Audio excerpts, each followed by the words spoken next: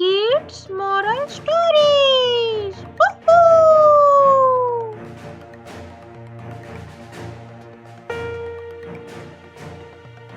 एक छोटी सी मुर्गी की कहानी।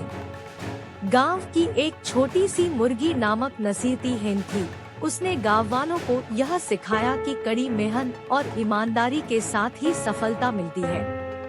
एक दिन hen ने अपने बच्चों को सिखाया कि हर रोज कुछ ढोने के लिए काम करना जरूरी है।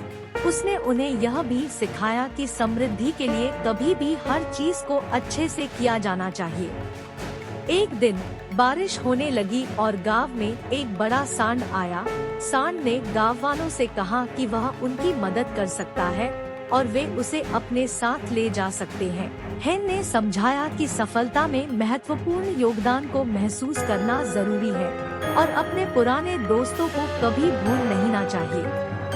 इस कहानी से हमें यह सीखने को मिलता है कि मेहनत, समर्पण और सच्चाई से ही सफलता की प्राप्ति होती है।